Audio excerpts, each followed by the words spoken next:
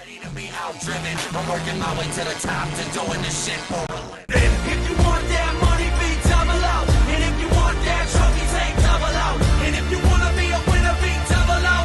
And if you wanna be a champ, take double out. Be double out, take double out.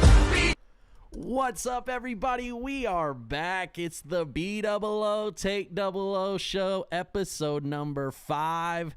I am half the host here. I am PJ North with the big homie Tebow. Tebow, what's good? I can't believe we made it 5 episodes. Hey, I can't look, man. We had a colossal episode gain last week. Shout out to Jeg Coughlin for joining us last week. We had our most viewed, most watched, most listened to episode. We have cool friends. That's what's so honestly, isn't that the best part of it? I tell people that all the time, man. That's how it was in the music thing. I'm like, I'm terrible, but I got like my friends are doing the coolest shit ever right now. So, shout out to TJ for joining us last week. Yeah, for sure. And you knew TJ for like all his life, and then I, got to race with him quite a bit, and like the whole family, as you'll see more today. There's no more like real people, I know that's right. Man, I forgot to hit the record button. We're not going to do the intro again. That's okay. I'll add it later. This is the BE00TAKE00. I did it again. I keep forgetting. But before we get into all of it today, we're going to talk all about wrestling, and we got a special guest. Talk all about racing. Before we get into it, though, if you're watching on YouTube, which I see some of you are, hit that subscribe button. That helps us out. We'd love to know where you're watching from. If you're listening on iTunes or Spotify the next day, please leave us a 1-star or a 5-star. Hit that subscribe button or follow button. That helps us out as well, so we know who's listening and where you're listening from. And don't forget to join us in the chat bleachers. They are open for business here. We've got a special guest, and we hope that you guys maybe have some questions. We'll take some from the bleachers as we get into it. So with that being said, man, he is the living legend. Jeg Coughlin Jr. joining us today for BE00TAKE00 episode number 5. Jeggy, thanks for joining us. How are you, man? Absolutely, man. I'm doing great. Good to be on the show, and I guess I'm a smooth handful tonight. Episode number 5. Come on. That's it. Come on with it. We're very excited. I've known Jeggy for quite a long time, actually. I've known, obviously, everyone's known who he is for as long as I've been racing, but I grew up in the same area as the family. So with knowing Troy comes along with knowing Jeggy, and so thanks for doing it. We're going to talk all about we're going to talk about racing. We're going to talk about a few things, and before we get into the interview portion of this, we're going to let you join in and talk some racing headlines and some news with us. The first thing we're going to get into this week is the Daytona 500. Obviously, it's not drag racing related, but it's racing related. Everybody knows the Great American Race. And first, we're going to start it off with the Cletus debuts in ARCA. Tebow, what are your initial thoughts on Cletus in his first foray into NASCAR? Well, his interview he did is probably the most watched clip in motorsports this week. It's got to be. It's up there for absolutely. sure. If we had more people giving those, we'd be in a better place. I think, and it's not NHRA's fault, but like somebody's missing the boat on getting, and it's dependent on what he wants to do, I guess. Sure. But like if we could get him a little higher up with drag racing, I think for the main fan base to see it, because he's the personality that you need. But I am a little confused. I guess I haven't watched his video, but I guess NASCAR put him on probation for a year. Yeah, the first he just wasn't following the rules. This was at first, okay. Right? He didn't have his fire suit was like super old, had holes in it. He also wasn't wearing So he's bracket racing. Yeah. Basically, Right. Tech showed up to the shed. He was not prepared. His neck brace was not in the car. He was not prepared. So there was something like that with gloves, helmet, some sort of thing around that. And they were like, "Hey, we told you once, you didn't listen." And he admitted to that. I was making sure that it wasn't the on-track stuff because I just felt like he kept getting hit, like what do you do? Wrong. Yeah, bad place, wrong time. Jeggy, did you watch any of the Cletus stuff? Or obviously you know who he is, but did you get to see any of that? Yeah, I did. I think I turned the ARCA race on right about the time his interview came up. So I was like, "Holy shit, what's going on here?" Right. I know this cat, and I'm like, I didn't realize he was running in the event. I don't follow NASCAR as closely as maybe I used to, but you fast forward to Sunday's race, and it was hard for me not to root for LaJoy there at the end, man. I thought the 01 was he worked his way to the front a couple of times, and he was ready to stack some dollars instead of stacking pennies. So my hat was off to their effort, which I only learned from the broadcast. It was a kind of a last ditch effort, but Yeah, he was like and then forging he was spending every dime to make it happen, right? Yeah, To get there. he's only running part-time schedule, I think, this year. yeah, that was so to see him get taken out there like a lot of the cars did there on with the last lap or so there, that sucked. But another good race, though. Seeing Air Force One kind of shadow over top of the Pretty wild. grandstands. I mean, how cool is that? I have no idea why a president would show up to NASCAR race. I was just like, damn, this is crazy. This dude's just out here. Right. And then they had one like to show up they had twice. like 7. It's only happened twice, right? Well, he's the only one. He's the only one. president. to Twice. show That's up what I mean. twice. He's done it twice. Yeah. It's only happened. Pretty crazy to Yeah. think about a president showing up, and then he had armored cars as he was making the rounds. Right, he made Yeah. the victory lap, and then they had to queue him up twice for the radio. Either way, it was an interesting thing with the 500. To go back to the Cletus thing, and you talked about getting hit. I will say I wanted to talk about this briefly because I saw a bunch of people commenting on this Hammer. on the girl who did end up, I don't know if you want to call it, she wrecked him. Obviously things happen, whatever, but I was like, damn, there's a bunch of grown men, supposedly grown men. I don't know how grown they are, right? They might drive big trucks and they might have short person syndrome, or they may be lacking in other parts of their life. I don't know. But all I know is if I had a page and people were commenting, see, for me, like, I'm almost like, it's really hard to offend me because I've been through the ringer with the music thing. I get it that people are like, it's part of it. You want to be an influencer, you want to be fit, it's part of it. And I'm like, what part of it did I sign up to be extremely good or have enough money to do the things I wanted to do? Was it that people just got to comment whatever they said, whatever they want to say with no repercussions, right? Yeah. And so for me, that was like a big takeaway. I was like, man, we have some of like just the worst human beings out there just commenting every day. And I get it that people have their opinion and whatever, but like, They get the likes on the comment. yeah, and that's so, like it's almost share it a with your contest. friends. I get that. Like, everybody's gonna talk Right. shit. Share it with your friends. I get it. That's cool. But I just thought, like, man, this is a really sad state that this girl. And again, if it was a dude, I 100% don't think that dudes would be saying the same thing. I especially the people that I saw that I know commented on there, and y'all know that I saw it. So don't act funny. Y'all know who you are because I saw it. I was just like, damn, y'all are really sad, man. That's a tough life to live, to like actively seek out something, to comment something shitty on someone. Like, imagine if we did that when someone piled up imagine if I went to Corey Galitti's page after he wrecked and was just like, you can't Oh, they drive, did you it to piece me. of like, you know what I'm saying? Like, Yeah, they did it to me. why, you know what I'm saying? Like, I just can't imagine that.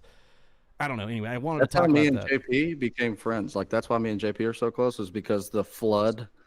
I remember the guy's name. It was Mike Parsons or Rich Parsons or something from Columbus. Okay. He runs a blue Mustang in street class, but he hammered me for days. Okay. Wow. And About yeah, the wreck and- of the Camaro. Oh yeah, like for weeks he just hammered.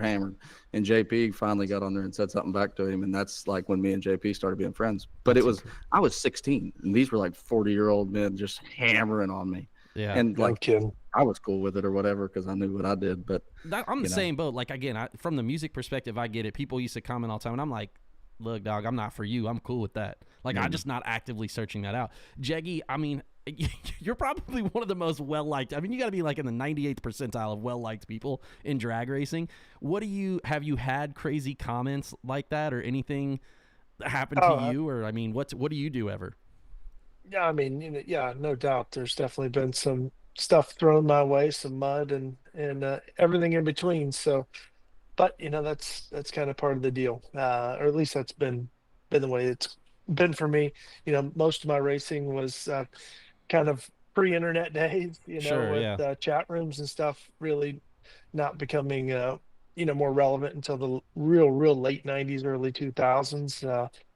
But yeah, you can't get caught up in any of it, quite frankly.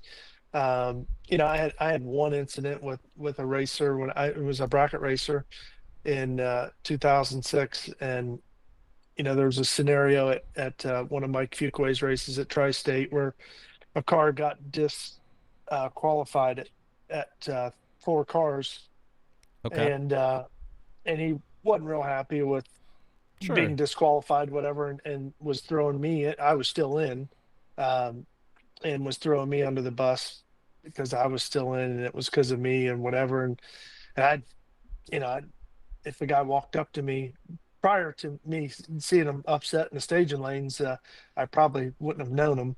Right. But long story short, I'd had people call me, at Jegs, hey man, you see this guy's killing you on the internet, blah, blah, blah. I said, man, there's nothing I can do about it. Right. I said, so we're Bowling Green a couple weeks later, and I'm just out kind of putting around in the wagon, Oh no. Oh little no. Nickelback playing, and I thought, I'll be damned, there's that fella from Tri-State. There's that fella. I And bet that's the word he used too.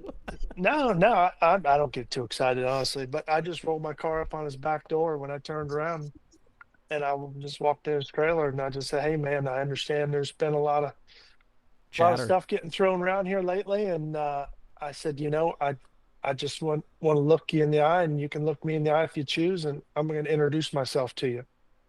And I Yeah. just introduced myself to him, and he's like, man, I'm really sorry, and blah blah blah. And I said, man, I'm not here to get apologies. I just, if you're going to be talking shit about me, at least I wanted you to have the opportunity to Do it to my face. be introduced Yeah, to me, and know me. and I wanted to introduce myself to you, and I don't wish any ill against you. And away we went. Man, that I don't. Damn, that's cool hand right there, buddy. Because I'm. The Oh, first- fuck. I mean, Yeah, I get what it. else are you gonna do? I mean, I can't. I've had people poking at me since I was a kid. Right. My street car at National Trails had a delay box in it. And I was barely 16, and did okay in the street eliminator bracket. Yeah, like for Delay the boxes little- were probably new at the time too, ish. They I mean, were you were very around new. that time, This right? was 1987. Oh yeah. It was about that big, and as we grew in life and later had digital delay testers, I mean, the more you crossed over, the worse it got. So wow. it wasn't 100% accurate like our electronics of today. We thought we had to take some out to cross over. Well, you had to take a little crossover because the bulbs were still turned out. But then as you had more delay in there, you had to take a little bit more out and you didn't know why. So That's But, incredible. So you've been. I yeah. mean, people have been on you. Obviously, being look. No one likes to see a winner. They love you when you're on the chase, right? It's like it's the baby face thing in wrestling. Everybody loves that chase, but then when you get to the top, they're like, we hate this guy now. Like, and I can imagine that would be either way. That's kind of where this whole thing stemmed from. I had a soapbox, and I told Tyler, I was like, I can't believe some of the things that these people are saying. I was like, I've watched some of y'all Sure. race. Like, I don't know who y'all. You know why I'm not on the internet out here shitting on people? Because I Yeah. know how I race. Well, and I think a lot of it too, like I've learned through TV promotions and just being Brian Whitworth's best friend for a decade. Yeah, it Like hurts. if you don't respond to them, they run out of steam a lot quicker.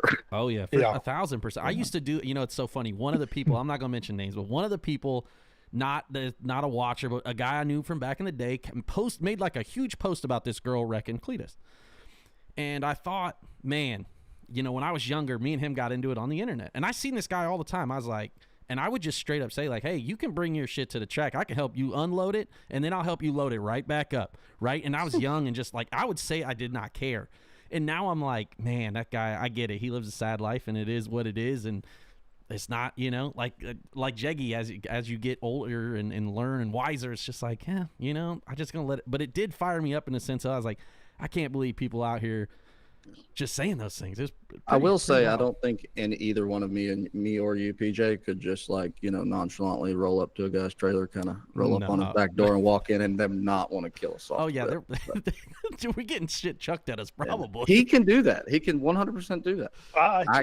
I took the risk. That's a Yeah, great. I- That's a great. I'm risk. gonna try that now and probably get my ass whooped. But I it's love okay. that. I love It'll be that. all right. The one other thing, like from Daytona, is I'm actually making myself watch more this year because I pay a lot of attention to NASCAR, but Sure. I haven't got to watch it. I was entertained. Like I watched the Fox Yeah. deal broadcast for 6 hours, Sure. but the race itself, I was entertained by that. I know like the last few years of super speedway racing, and even like this year, I've seen some negative comments, but to me, it was a lot like big money bracket racing. Like everybody's shit is so good and so the same that you can see every little mistake that somebody makes.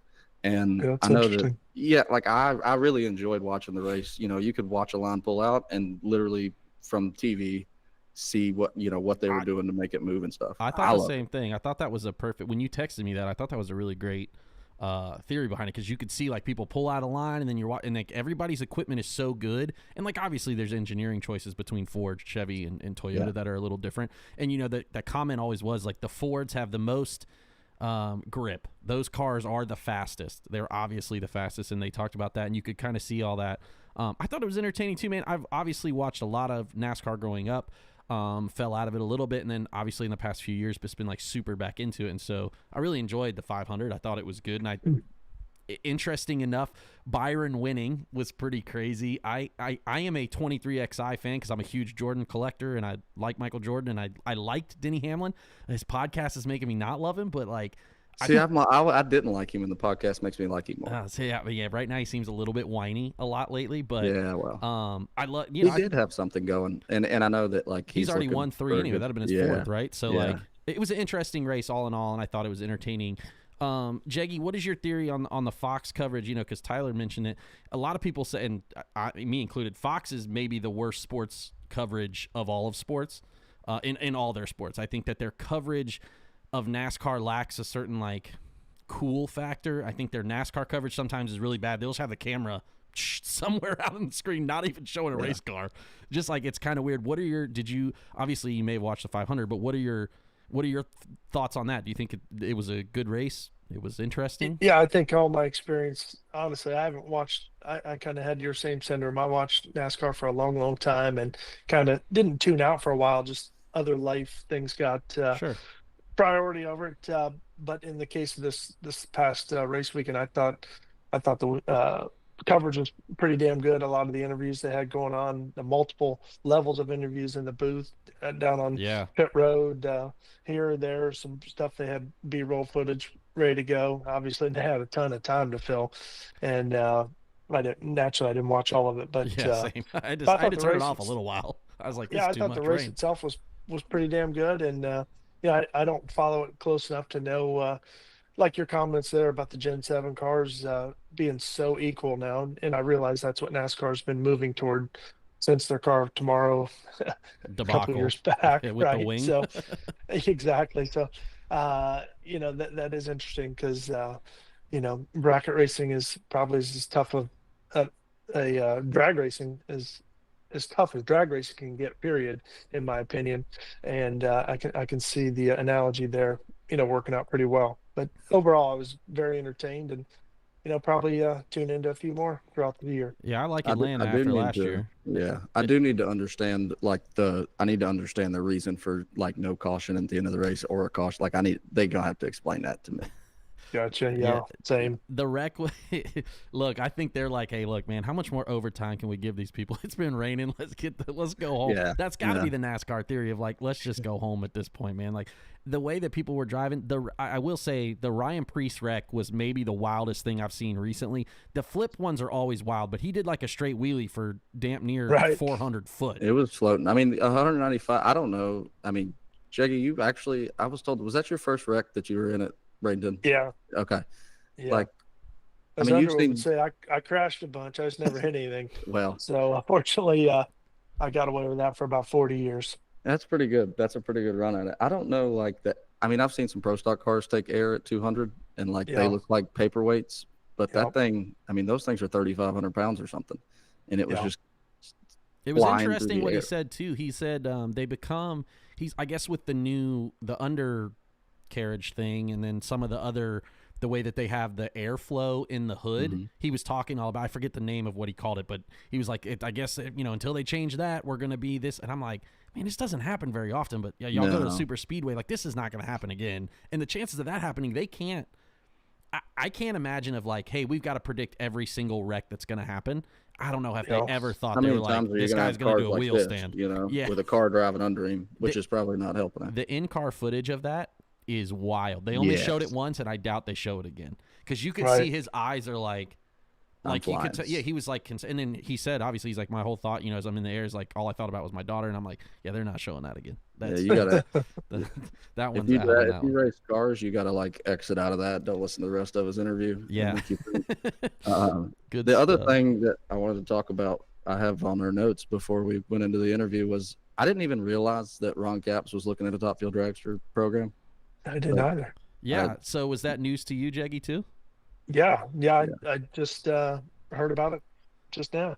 Yeah, Maddie Gordon Matter is of going to fact. drive for Ron Capps next year in Top Fuel, which I think is cool. I think that's Yeah, maybe absolutely. the best decision. She's done an exceptional job driving. Look, Top Alcohol, right? We talked about those this. things are hard to drive. I haven't driven one, but I'm going to assume that when you're going 540s in a funny car and you got to like hit the shifter, I mean, it's on the steering wheel, but still.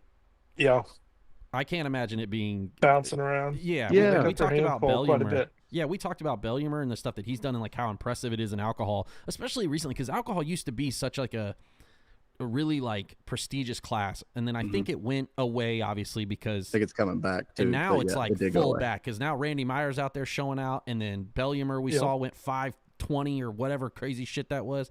So I'm excited to see another driver move up correctly, not just like, hey, I want to run Top Fuel, I'm going to run Top Fuel. It's like she beat everybody in alcohol. Now she's the 100th woman to win a race, And she works on it. Yeah, I think that's great for her, which is Yeah. awesome for Caps too, because I think Caps having the ability to expand. We're not seeing a lot of teams expand right now in the sense of like Right. funny car, right? Or, Good you know, point. nitro stuff. Like that's a big deal to get like, hey, we have confidence in what we're doing, and that's great to see new owners too. We talked about the ownership with Antron on previous episodes. We talked about Antron owning the team now and Ron Capps owning his team and all of that stuff. Like that's good to have new ownership blood, right? Because Schumacher's gone, and when Schumacher's gone, everyone was a little concerned of like, what are we gonna do, right? You know what I mean, to a certain extent. So it's exciting to see that team expand. I'm interested to see what the liver. Hopefully, they make like a big deal of the sponsor and the livery and all that stuff. They said they're going to do it after the U.S. Nationals this year, so that should be cool, man. I was excited about that news. Yeah, I need to chase it down. Thanks for letting me know. Yeah. That's You know, exciting a news. decade, well, I say a decade ago. Jesus, it's 2 decades ago. But like in the late 90s, you know, when you were, I guess, early in pro stock, but like the guys that would come into the sport, like the bigger name guys, and then they would leave. Did everybody anticipate when they came in that it was going to be short lived? Or were we hoping that when they came in? I mean, obviously we're hoping they stay forever, but did we, were these guys just coming in and getting out? Were they seeing it on TV? Was this a big enough industry at the time where they wanted to be? That still confuses me. Just all of those guys from that era that came in and got out. Yeah, I think when you look at all the professional classes in that respect, there have been quite a few, maybe non-traditional drag racers that have gotten into the sport. They've kind of come in, made a little splash, and got their thrill, so to speak, and maybe things didn't quite line out the way they wanted it to, and ended up kind of sneaking out. But there's been a lot of guys that have grown up tinkering on their hot rods, and you never really knew it. And then you'll see an interview, on our FS1 show or with Brian Loans or something. You're like, no kidding, I didn't realize this guy grew up around the track. Yeah. He's got these hot rods still in his garage, and that's pretty cool. So, as you know, and most of our audience probably knows, our sport is very fan and family friendly. And, most of us grew up, a lot of the folks that have made a show in drag racing or even a career in it, they've grown up around the sport, and that's pretty cool. It doesn't matter if you're, racing your weekly track in Kentucky, Ohio, or anywhere around the country or world for that matter. It's a sport that's obviously I've been fortunate to live my whole life around. So I'll stick up for it any time. But I don't know. Back to the question, I would say I don't know that there's really a recipe for folks that have come and gone. My lifetime, I've been in the professional side of racing since '98, more or less. Ran a couple races in '97. There've been quite a few come and go, I guess. Now that you say it out loud, and I can't really the blow put my and finger go. on. They come in so quickly, and then they disappear just as fast as they came, right? Drag racing is kind of a hard sport. Like, if you didn't grow up in it, it is hard to understand because the levels at which you get people into racing are the hardest forms to understand. We're not in theory, like if you're going to start racing, you're going to start bracket racing at your local track or something. And that is a lot for somebody to understand that just is trying to get into racing, I think. Or they got to, especially kids, 16-year-olds just going to the track, like it's going to take some time for them to understand it. And I think it's easy to move on, Yeah. That's a good way to put it. And I think a lot of the folks that come into it that have watched it on TV and they're like, wow, that acceleration looks amazing. And, they want to they Yeah. want to get in and give it a shot themselves. And obviously, it's there's a lot more to it than that. And Yeah.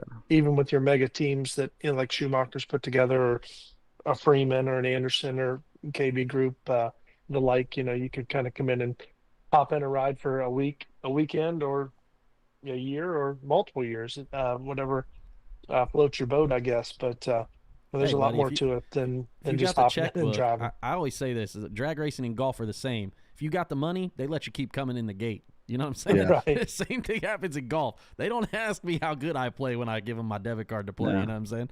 And I guess Right. that's the cool thing too with these guys. Like that is a better option. I guess in '98 it was, like I think of the guy that's coming to mind is Tom Hammonds or something, which he had his own. I mean, he was into it for Yeah. a few years. But Yeah, like absolutely. those back then, they had to build their own team. Yeah. Now I can call Richard Freeman. I would be and, interested to have a conversation with Tom Hammonds, right? Because him and Brad Doherty, and there's guys like Fletcher Cox, like these professional athletes that love fast cars. Alvin Kamara is another one. They've Larry had, Nance? yeah, there's, Larry yeah, Larry Nance. All these, like those guys have interest in this. I'd be interested to find out with Tom and be like, where did you feel? Because he drove as well. Obviously, he wasn't like a fine driver, but it's also hard. Hey, Jerry Haas, I'm 6'10". Can you build me a pro stock That's car? the thing. You know what I'm saying? These guys It probably can't build wasn't cars. the easiest thing to do. Yeah. So I'd love to have a conversation with him. We'll have to see if we can get old Tom on the horn there. That's a great question, though. I'm glad we talked about that.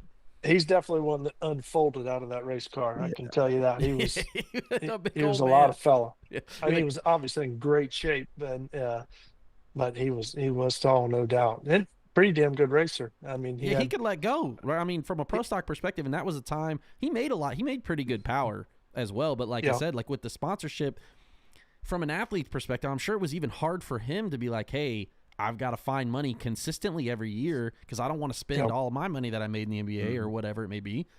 You know what I'm saying? Like, I find that interesting. I know we used to bracket race with a guy in Carolinas. He bottom balled. He had like a 62 bubble top Impala, right? I think that's what those bubble top ones, right? And he was a big dude. And I remember he blinded, though, with like a giant piece of cardboard. I'm not kidding. It's like literally a whole ass cardboard. And he was a former Carolina Panther. And then, I mean, just as quickly as he came in, as quickly as I have never seen him since. I was like, oh, dang, I don't know. But you don't know what happens. That's an interesting take, too. And Matty Gore, like I said, expansion of teams is always good. So I'm excited about that. I'm glad you brought that up, Tebow. All right, we're going to talk just quickly, briefly, about Orlando. We're getting into the thick of it now. NHRA season starts this weekend in Orlando and at Wild Horse Pass. Exciting. Obviously, the divisional stuff is me and Tyler are very excited about that. Tyler's going to make his way down to Orlando this week to make some hits in Super Comp and Super Stock. Is that where you're taking? Yeah, as of now. At some point while we're on this, you're going to hear my race car fire up under me, and that is the motor finally getting back in it, so we can leave. You're taking the third gen? Yeah, I've had the motor out twice since Florida. Sick. You had it out twice before you left for Florida. Yeah, it's been in and out 4 times. I'm ready to go. JT got me. He's got me this time. We're ready. All right. I can't wait. Looking ahead, I guess obviously, and they're starting in Wild Horse Pass too. I saw that Mike Cotton. I'm losing my mind. Mike Cotton. Lake. They took the lake out at Wild Horse Pass, and someone said why, and I was like, probably because the speedboat incidents. I would venture to guess is why they took it out. The insurance probably got a little high on that one. But interesting to see the divisionals kicking off. So normally Orlando's the first, so we don't even like whoever wins Orlando goes to the top of the sheet. Now we're going to see we're going to see somebody tied for first. Exciting to kick it off. Tyler, what are you looking forward to, or what's your kind of preparation-wise or theory going into this weekend? What are you planning on? Obviously, I know it's a dumb question. We want to win, but what's your, what's the goal? What's your preparation plan for that? To hopefully have my shit together better to start than I normally do, which I've really tried to focus on, but Bradenton didn't happen. And I want to focus more on Super Comp. Super Comp's always been like, ever since I started, we just ran Super Comp because I had a bracket dragster and I could run 2 cars. And so I just went along with it and kind of learned it myself. And it's never been like the main course in my program. And I really feel like if I focused on it, that I could have a lot more success because we've had some. And like I said, it's been like the second car. And so sure, I'm excited. It's set up how it was when we were doing really well. You know, I only ran 3 races last year and found a final, and then did well racing it wide open. So kind of excited to just go down and kind of, I mean, I'm going to run super stock, but really kind of put more focus on my dragster. Awesome. Jeggy, if you were entering a class right now, if you had to just like go in the shop and you're like, all right, we're going to go to Orlando and run a divisional, what car would you pull out for that? Probably our Super Gas Roadster. Hell I yeah. would say it's a car we built with Jim Hughes and Dan Davis in 2011. Okay. And I think there's been probably a dozen people drive it. I've driven it, hell, I don't know, Yeah. 15, 20 times. I don't know. Not that many times in comparison to how many times it's been run. And I've always been a super gas guy growing up. National Trail Raceway, last Wednesday of every month was the super gas series that Jegs was a sponsor of. And, I was too young to race at the time. And then later was able to maybe run a few Wednesday night programs just in street eliminator. Yeah. Before donning the ODL, the Ohio driver's license. But I would take the super gas car. Yeah, I love, like Tyler just said. I mean, I've always had great bracket dragsters and loved a bracket race. For some reason, Super Comp was just never, that high on my list. I don't know why. Sure. And the few times I've run it, I've enjoyed it and done well in it. So that would probably be my second pick. Okay. Makes sense. It's funny because I know TJ would have said the same thing. Yeah. TJ, 100%. He would have said the same thing. He loves that Roadster. Yeah, he would have said the same. He won Indy in it, right? He did. He won Indy in it, and Gainesville, and handful of points meets. It was, for some reason, it wasn't statistically the best looking car, like when you looked at our race pack graphs, but man, it just repeated really well. And so they don't ask you how you get there. You know what I mean? That Austin Williams shows me his graph for like his super gas car, and I am mad if like my stuff. I worked really hard. Edmund told me to keep it under 50 RPM when on the stop, and so like for years now it's been like get it under 50, and I've got one that's like 20, and I'm like, I got the best car in the pits. And then Austin shows me his graph. He hasn't missed top 5 in the world in 5 years, and this thing moves 500 RPM on the stop. No shit. Yeah, I'm like, I'm done. Mackerel. I'm done. Oh, all right. Hold on. No wonder he's down there wheeling so much. Right. Yeah, he don't know what the hell he's going fast enough. I lost Tyler there. I don't know what happened, Tyler. I'm sorry. Give me one second. Do you have me? You know what happened? My share window was messed up. I apologize. I can see you. Yeah, we got me. I just right out in bushy screen was messed up. We fixed it there. I don't know what happened there. I must have hit a button. That's a crazy thing to think about super gas that you were talking about Austin Williams graph, because his 500. That would be my type of program if I'm out there. I'd just be like, I'm just happy to go 1090 or 990 or 890 at some point. Cool, man, we're close. Sick. I can do the rest. It's fine. What is speaking of the divisional series starting, obviously, NHRA released a list of the top drivers to have never won a world title. And I think they nailed it with the number one guy. Sorry, but they nailed that. 1,000%. Top of the list is Bad Brad Plord, one of who's become one of my favorite people. He's such a pleasure to be around. You know, with Paxton and stuff, and he's such a great guy. I don't know that we saw eye to eye back in the day, but such a great dude. He is top of that list. But also is our very own Tebow was on the list as well, which I thought was really, really cool. He hadn't even seen it. I sent it to him for the first time, so that was really cool. The Sports Report listed a bunch of racers who had never closed the deal, and we talked a little bit about that. And winning the world, I mean, look, I'm just trying to win a divisional event, right? Next would be like, all right, then we're going to worry about points. Then we'll worry about national. I'm just trying to, like, slow goals. But Tyler obviously has done a lot of that, and Tyler is from a schedule-wise, it looks hard for you to win the world. But you're getting earliest start at it.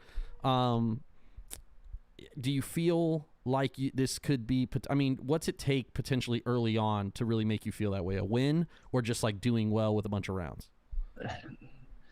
Really, to me, I mean, if you look, I finished third with an average of 84 points a race. That's a semi, or 81 points. It's basically You a semi. understand how good that is. Like it's Yeah. yes, I averaged a semifinal finish all year long and was 60 points from being in contention. So that's the type of years you have to have. Yeah. So really, yes, you got to win.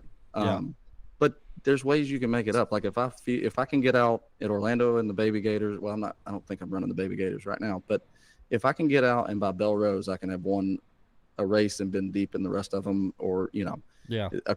Lynch tells you it's all confidence, and I really believe that with an HRA, you got to be confident. Yeah. or You got to go into it fall with off that. the wagon. Yeah. Yeah. And it's, but yeah, I mean, if you can win a race or two in the first 4 chances, I think 4 chances, you got to win 1 in 4, or have a deep run in 2 of 4. Sure. And then kind of decide from there. My schedule, like, I will keep my job as long as he'll give it to me. Sure. And we're gonna, but as we go, I want to figure out how to run. If I could go west and get another month. We're just too busy right now. I don't have another month. Sure. But if we settle down in 2 or 3 years, and I can have the month of March and into April, I can go west and have 12 races before May. Just be like closed up, like, all right, y'all let me know when you catch up. Now that's a lot of weeks gone, but I could do that. Yeah. In the past, it was just take off when show Topeka, because I like Topeka, and see what happened. And then I always ended up kind of running out of time and having to I went to Vegas one year to try to win. And, but you almost can't plan it, because, if I go to Belrose, right? yes. Yeah. And, I've got a couple off weeks. I know already I'm going to the US Nationals, which is not the race that you want to go to 100%. I think everybody that's ever won the world will tell you that, at least unless they've won Indy 5 times, then Indy's not a good race to claim. It's the highest large. Yeah. It's the highest amount of quota and all that stuff. So hard, especially in stock and super stock, which is where my 2 highest finishes have come. You're doing too much all week. I've got an uncle that wants to win class, and so you're doing all that. And so Indy's a tough one, but I'll have to claim it. And then, I've looked at the Maple Grove Divisional on an off weekend for me, so I can sneak away and get to that. It's just piecing it together. And I think a lot of times if you're going to chase it, then you're usually piecing it together. Sure. Jaggy, how many world championships do you have outside of pro stock? So from a class perspective. Just one in super gas? Yep. Super gas, 1992. Excellent. Okay. Yeah. And I'll say that too. Like, it's funny when you read because I read through that whole article, everything Plord said. Yeah. And if I closed my eyes and somebody asked me the same questions, my responses would be the exact same. Sure. He feels like he's done everything in drag racing that he needs to do except for that. And even to this point, like, my dad was in the All-Stars one year. Coolest experience as a sportsman guy that I've, ever had. I was a kid, but I was old enough to remember it. And like, that always falls terribly for my schedule, the way the points are accumulated. Yep. But that is something that I want to do. But really, winning the world, like, I would feel like I've done the highest accomplishments on both sides of what I do, and this would stress me out way less. Yeah. Like, because now it's like you got one thing, and you can consider yourself everything you wanted to be since you were 5 years old, and I just need this one thing. Hard as hell to accomplish. But. Yeah. I mean, not everybody wins the world title, right? And I claim that to wrestling, and not everybody wins the world title. You got a ton of mid-card guys and openers and all that stuff. But what was the names on that? Like, David Billingsley, Greg Camplain, Tom Stalba. There was Tyler Wodarczyk. We talked about Jeff Phillips. Dona's on there. Yeah, Jeff Dona has 4 of the last 12 seasons. He has been 4th, 5th, or 6th. That's it just gets Tommy Phillips is on that list. Obviously, Tommy Phillips, we talk Tom a lot Bayer, about Tommy, Monty Bogan, Tyler Cahealy, Rusty Cook never won the world, Leo Glassbrenner, Steve Hoyt. Just Jason imagine Kinney. like a race of those people. Like, you're just like, well, shit, this is murderer's row. Like, don't even want to show up to that race. We'll get started this weekend, and we'll be interested to talk next week. The top 25 going to have a big swing at it next week here. Top 25 will be back. We're not going to put Jaggy through that pain, but top 25 will be back. Tyler will give us his feedback of Orlando. We'll talk all about it. All right, but one last question before we get into the interview. It's the comp combo of the week. We missed it last week, but this week, tell us, Tyler, what do you got? All right, I'll run through this one quick. So what Andrew gave me were J-altered automatic. Frankie Aragona ran this class for a lot of the late years, but it's just cool how they put it together. It's an inline 6, 2 valves per cylinder, not many rules besides that. You can run billet blocks and heads. But like the cool thing about it is the head. A lot of times these guys were like Greco had a 300-inch inline six built that's basically half of a splayed valve Chevy with 2 cylinder heads stuck, like two more cylinders like stuck in the middle. So they had like 2 different heads. That it's like 3 different cylinder heads that they welded together, but it's half of a splayed valve small block. And you can run fuel injection with individual throttle bodies. He did that.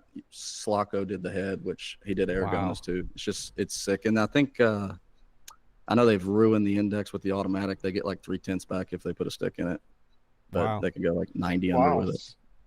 That is a lot. I love the comp talk because I do. The more that you hear combos like they welded 3 heads together.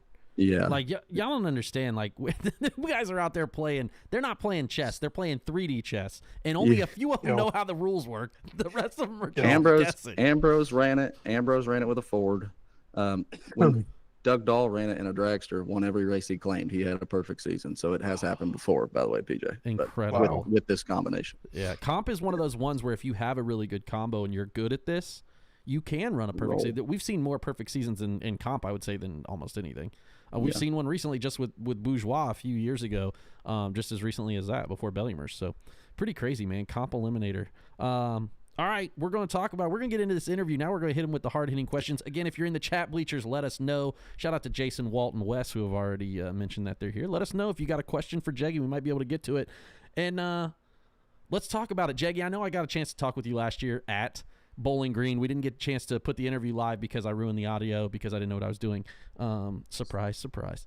But we're going to talk about it. First race car. Well, it was hand me down from brother Mikey.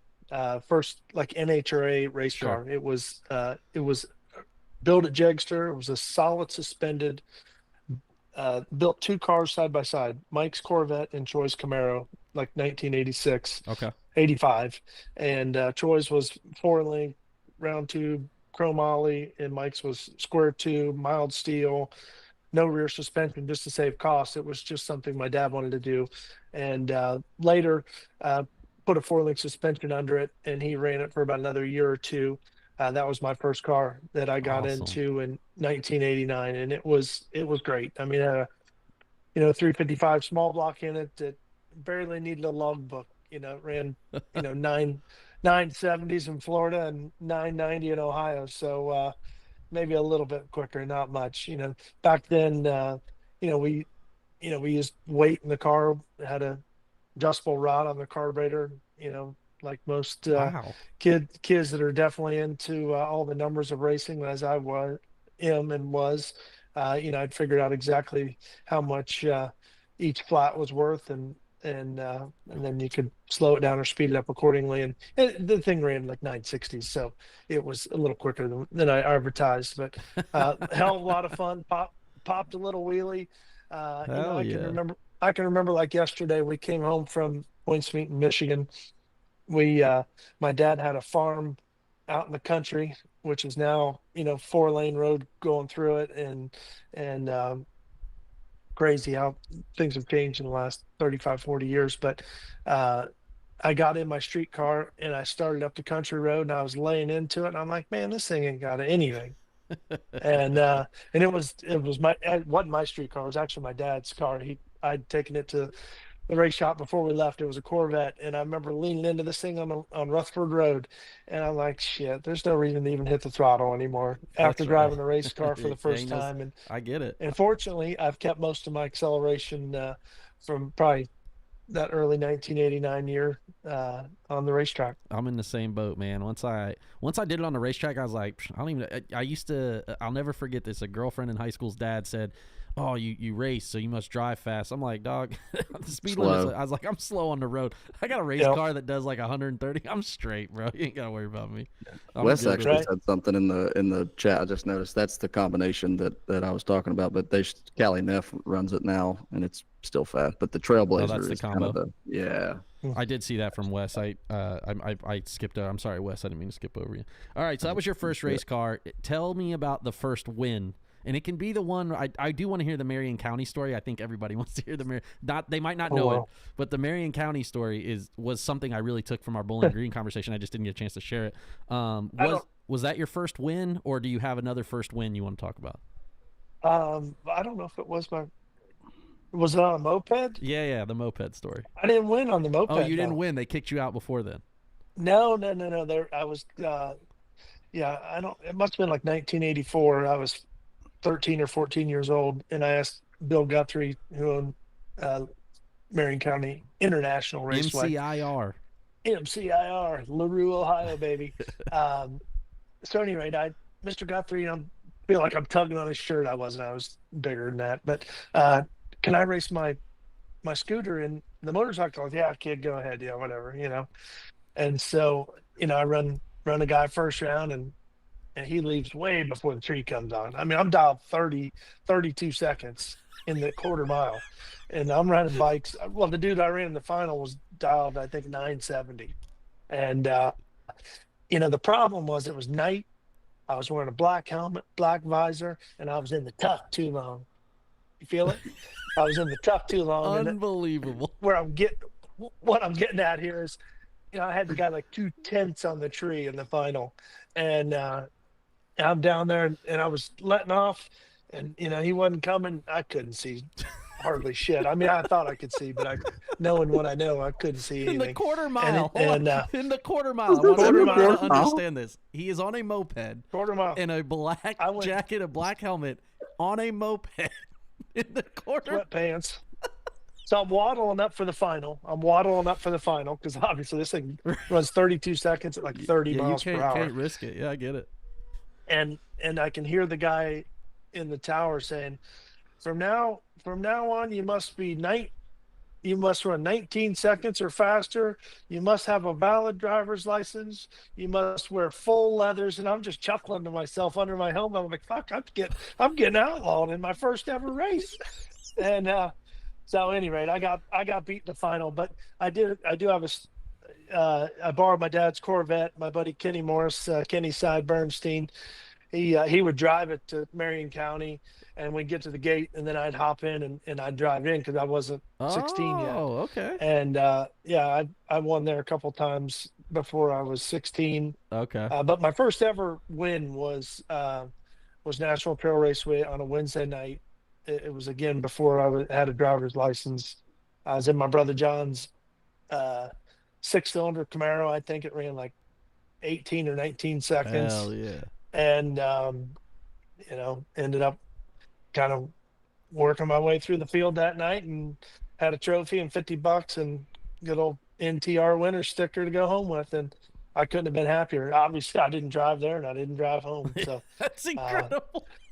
Yeah, damn good time. That's amazing. My dad's first win was a Wednesday night gamblers race in street in his Opel GT, 5-speed Opel GT. Opel 5-speed, no less. I love it. He told his parents that he said, when I turned 16, because my grandpa had retired from racing. He bought a lake house, had 3 or 4 boats, and was doing that. And my dad said, "I'm going racing when I turn 16." And he didn't tell him that day that he was going. And when he won the race, he got to the tower. They were waiting for him in the tower with his money. He said, "We'll hold on to this for you." No kidding. Yeah, they only grew up he grew up down the street from the racetrack. So yeah, especially back then. They were like, I think they had moved by then, but still 10 minutes. He drove up there. It blew the rear end out of it 3 days later going to school. In an Opel. Yeah. That's incredible. My first win, we talked about it. It was in a junior, but my first big car win was a Friday night gambler race at Pacemakers, and we'll talk a little bit about Pacemakers here with Jeggy. But what did you learn, or who did you learn from most growing up? Obviously, you grew up in a family of racers, and aside from the fact that like Jegs is a brand, but outside of your brothers and your dad, who did you grow up and learn the most from in racing? Well, you definitely hit the nail on the head on those. That handful there. I'm trying to eliminate 5 to see who else is out there. But a lot of the racers that I hung out with, I was probably 13, 14, rode with Steve Cohen quite a bit. And if anybody knows Steve Cohen, this is in the heyday. Well, it was had to be like 84, 85, 86. I was probably just 16, maybe going into 17. Whatever year he won the first Super Comp World Championship. I mean, he was unstoppable, and he wouldn't let me go to sleep because, hey man, if I got to stay up and drive, you got to keep me awake. Like, all right, man, no Awesome. problem. So I mean, I just drilled him with questions, and he was extremely, you know, influential on weather, how to read the weather. You know, he was one of the first ones at the racetrack that had one of those slingometers that you wet with a little bit of water and then you slung it in the air to get your ambient air temperature and wet bulb and all that stuff. And I'm talking the probably mid to late 80s. Wow. And yeah, and but knowing the numbers is one thing, keeping the data is another thing, but then formulating whatever your own hypothesis is on your data is what drives you to the next level. And he was very good at that. I had countless questions to Sheldon Gecker, countless questions to the Eckerd brothers right here in Central Ohio, Mike Mazza, Basil. A lot of those guys were doing a lot of the winning when I was a kid on the Wednesday night races and traveling to Englishtown for the divisionals and the nationals. And so Very we cool. had a very big hotbed of really talented now racers, but also great race cars to look at. So yeah, outside of my family, those are a handful that come to mind real quick. Steve was probably the most influential at the top. Me and Shelley both. That's pretty cool. I think it's always like the class that you end up like being a part of too, I guess. Cause like for me, it Yeah, was Ricky Decker, or Todd France or those guys, super stock guys, but they were local. So I could go bug the hell out of them on a Saturday night and, learn. You don't realize that you're learning it either. I don't think at that age, like I'm listening and I know Yeah. that they're badass and I need to remember this, but I too in the moment, I guess. And then nowadays I catch myself thinking of things they told me. I'm like, that's still yeah, relevant. All that it's shit's still relevant. absolutely. Another one that you mentioned earlier as well was always had great comments was Edmund Richardson. Yeah. And Scotty and I grew up probably from age 17 or so, well, probably 18 or 19, quite a bit. But Edmund was always, I'd call and ask him questions about, throttle stops as throttle stops were coming out. I wasn't even racing yet, but I was curious. Obviously, my brothers were all racing throttle stops and, recommended how to set it, use this drill bit, close the stop to this until it crushes the drill bit, and later we found we could take the airline off and do it that way instead of, using a drill bit. But, just, uh, information and drag racers are very ingenuitive. I have a lot of Yeah, Yes. they do a lot of cool a shit, lot of don't they? great ideas. Yeah, Yeah. absolutely. And that's Edmund's what makes Edmund's it done a great. lot of stuff. I think people don't like me and PJ have talked about Edmund, but Oh yeah, Edmund did a lot. In my opinion, has done a lot for a lot of the good drag racers these days. Like absolutely. Edmund signed my NHRA license the day I turned 16 and was making my runs. And Nice. I'll never forget. He told me, he said, "I'll sign it under one condition." And I said, "What's that?" He had just lost the final of Super Pro. He like took 30 to be a few thou under. So I probably should have took that into effect. But he said, "Never trust anything man-made." So I went to racing. I held a bunch and made it work because Edmund Yeah. Richardson said, "Never trust anything man-made." And Yeah. about 3 years ago, I was sitting with Edmund and a few other people, and I said, I said, "Man, the way stuff is these days, do you still think that's true?" I said, "Because I've been rolling with this for like a decade now, dog. It's hard." And he said, "Son, I told you that." It was like Talladega Nights when he says I was high when I said that. And I Right. told him the whole story, and he goes, "Son, if you got a good race car, you put the number on it and go dead on." I was Right. like, You ain't got to "Okay, check well, up I if you just know lived you're my going dead on. whole life by this, my whole Well, life." times do change. Yeah. Wild. He is we can't wait. We're gonna chat with Edmund this year. We're Yeah. excited about Good. it. I've done guilted him into it already. So all right. Most memorable win for you. Any classic could be whatever, but just most memorable win across your career. Yeah, I'd say on the sportsman side, it's hard to argue a 5-day bracket win at Moroso. I watched my Oh brother John go down. boy are you prepared. We're about to throw some stats at you. Tyler already got it pulled up. He Oh yeah. already knew. No, I mean it's just it was the be all end all race for bracket racers, and this was really as I was very interested in racing. I was doing some street, you know, racing street eliminator, already maybe doing some super gas racing later, and I think my first trip to Moroso was '93, and I took our rig down, me and a buddy of mine, and John was flying down later in the week. He's like, "Hey, why don't you just start off with my dragster?"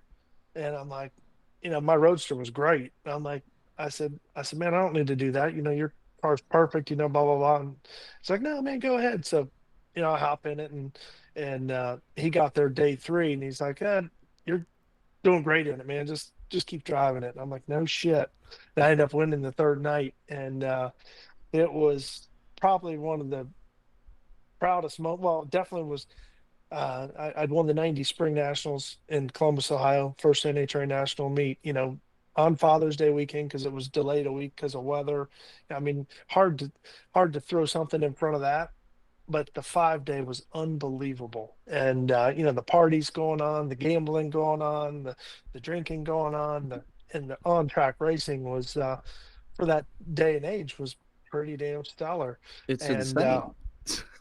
Kevin McKenna just about I don't know 6 8 years ago, he's like, "Hey man, I brought you something." I said, "Well, what do you got?" And and he handed me a big folio of paper, and No. it was like an old. You guys are way too young. Maybe some of our audience will know what an old Oki Data printer was. It had the little rip off sides on it, Yeah. Okay. and I'm talking obviously it's in the '90s, Yeah. '80s and CompuLink '90s. CompuLink still uses the same printer. TSI still No uses the same. shit. They Well, none the of them, whole none of them have updated it. No. It was the first pair of round one to the final round. It was every pair that went down the track, and he had them separated by with a pin and That is asterisks awesome. on this person getting beat or whatever, and he gave it to me, and I still have it. And I went back through that when he handed it to me, and I can't even rattle it off now, but ran. I think I ran Laboost. I think I ran Biondo. I think I ran Hama. Ran Kenny Underwood in the final. 001 stripe in the final. I mean, just all kinds of just amazing times. But the most memorable part outside of winning the damn race was, the last couple of rounds. I think it was the casino night. So they had the big party going on. I mean, everybody's still at the track and nobody stayed at the track back then. And so to pull up for like the last couple rounds, but more so the final. I mean, you were like parting the sea Yeah. just to try and get to the head of the staging lanes.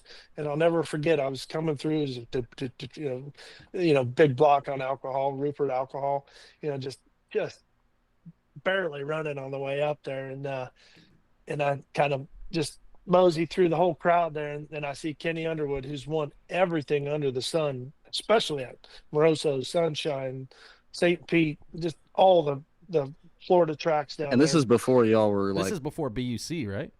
This is This before is y'all were way buddies, before I guess, Buck, right? yeah. Okay. But John had been pretty good friends with Kenny. The previous couple of years, Kenny and Cohen were good buddies, and both from kind of Tampa Clearwater area. But just pulling through that crowd of people, and then seeing Kenny standing there, he was probably about 40 pounds lighter, long hair, holding a Pepsi in his hand and smoking a cigarette. I'm like, holy shit, man, look at this. And we duked it out in the final, and went my way. We both were out of the throttle, and somehow I stayed ahead by a little bit. That's You had a incredible. lot of success in the year, like all years on the Winter Series. Like Palm Beach is, I can't go back all the way through the '90s on the data that I have, but like, I mean, the last one I found was '06. You ran Scotty in the final one day and beat him. Yeah. But I think in '03 you won the points and won 2 days of the week, which You know, Troy Jr. could definitely tell me the stat of how many people and who they are that have won multiple days of a 5-day week. right. But I think like the list, he's told me a few of the names before. It's probably the most elite list in bracket racing. of guys that Anybody, have done that. anybody who's anybody for sure. Yeah. That kid can rattle it off too. I think he got a Saturday school watching me race either. See, I raced in '93 at Moroso, and then I don't know that I went back until I don't know if I went back until I might have gone back once before '02, just because I was doing all the NHRA racing. And Sure. I got into the pro stock racing in '97, and just helping run a business, starting a family, and all that stuff. So Yeah. I had a big gaps in the times that I had gone there, and but it was always my favorite environment. Dick Moroso, who was the founder of Moroso, was always on hand. He was good friends with my dad. They, grew up in the performance industry together and partied together, and so it was just a special place. And you know, it's a special place. It could be yours for, I don't know, 20, 30, couple 40, million. 60 It's million. We're gonna depending we're on- gonna find out what that costs. They're supposedly putting a team together. The guys from South Georgia are that'd attempting be to buy great. it. So that would be. My dad put the safety walls on PBI, or on What do we Moroso. got there? Wait a second. 95. Oh, is that the 95 license plate? Yeah. Love it. Wow. Wes Collins just sent me that. He's got it. Oh That's wow. at Palm Beach too. Palm Beach I went there for the first time when I was 18, I think. I drove down there from Kentucky all night long. Like I was racing for the first time. And Nice. it is, back then it was intimidating, but that is one of the most badass racetrack facilities in the world to Yeah. me. I think that place is special just looking at it and stuff. And when you pull into the water box and look down the track, it's national event level shit. It looks like. Yeah. And They got a tough break of it What? being the IHRA ownership group. Obviously, kind of that wasn't their main focus. Also, didn't Yeah. really have the expertise to keep that place going. But It's kind of cool that kind of, I don't know what you call that, mushroom shaped tower or whatever. yeah, I Yeah. mean, the first pair of the 5-day every night, is the first pair sitting in the water, and Old Glory's flapping in the wind, and Pretty and cool. Maybe as- they'll bring it yeah. back. Maybe they'll bring it back for us. Oh, that'd be great. I'm a little Yeah. nervous on that front. There's a lot of guys, now the Winter Series, we lost it, and now everybody just all of a sudden jumped in and they're going to revive it. So Right. I'm a little nervous of the egos. I like all the guys that are Too involved. many of them out there. Yeah. Yeah, I like all the guys that are involved and think I went to all the races this year and thought they did great. I just hope they work together a little bit instead of Yeah, I know. smash. Fuquay's got they re-upped on Immokalee, so Immokalee will Oh, have no another kidding. 5-day. Yeah. The casino gave them the property, and I wonder why. No kidding. I see. They're the like, casino "Damn, in damn, Immokalee our gets no our traffic." numbers are up in December. Have you seen this?" They're like, "We Yeah. should keep it." Yeah. That's good Yeah, stuff. I've never been there. I was supposed to go down this past December and didn't end up making the trip, unfortunately. But I'm missing you. yeah, fuck, I was missing it too. Troy Jr., I think if you ask him his favorite track, I think he says Immokalee. He, It's like, he no said it to kidding. me. We ended up parking next to each other, and he said it 3 or 4 times to me, and I was like, really? Because it's a cool place, but it's a rough hole. Man, TJ Yeah. gets it though. He loves that stuff. Man, TJ is a lot like myself and Tyler, which I think is why we get along so well. And me and him specifically is that we just kind of share that same sentiment about the sport. There's a romanticizing about the good stuff, right? You know what I mean? There's obviously, we've been through a lot of bad and all these things that happen in race, but there's a lot of cool shit that's just and the Yeah. history part of it is a big part of it too. Well, that was your most memorable win. What about a most memorable loss, or one that maybe you didn't get over, or one that sticks with you where you learn the most from it? What's a memorable Yeah. loss for you? Well, I mean, any loss you cross second and break out further is one you just want to, jump off the God, top. you know how many and times stuff. I've done that? I don't even check up. If that guy's around me, I'm like, I'm coming for you. You might give it back to me. I've done a couple times in 40 years, and but that's a lesson is the point. Most people do it. I won't say everybody does it, because not probably everybody does Sure. it. But I don't know. My biggest memorable loss was 97 in Pomona, the World Finals. I had transitioned into pro stock the last 3 races of the year, and was running for world championships in super stock and comp eliminator. And one of those scenarios that just unfolded like Tyler's year, has an 80+ point average and ends up finishing third. The inevitable happened. We were at Phoenix a couple weeks before. I had to win the comp race to go back into the lead, beat Bob Pennell in the final, went back into the points lead, was leading the super stock championship going into Pomona. Jimmy DeFrank had to win super stock at Phoenix. He won super stock at Phoenix. And then we go fast forward. Greg Stanfield's driving my super stock car, because I elected to park the super stock car, run comp and pro stock. Okay. And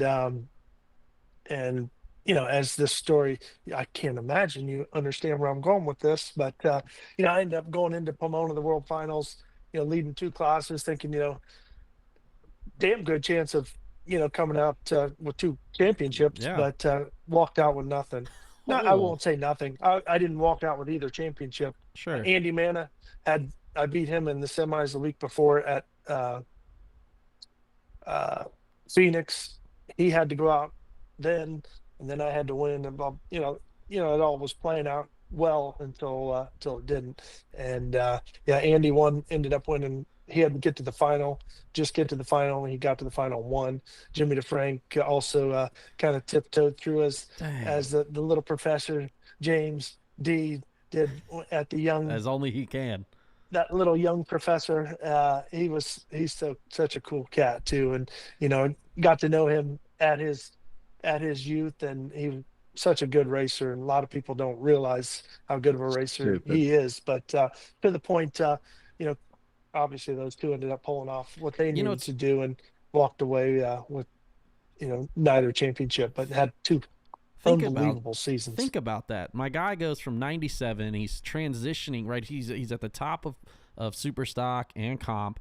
And at that point, he doesn't win either one, but then he goes full transition into pro stock full time the next year, right? Like, that's a crazy swing. If you're talking about like progression of racing stories, that's what people would talk about. Like NASCAR, it's how it works, right? You're like, you win Xfinity Series, you move into NASCAR.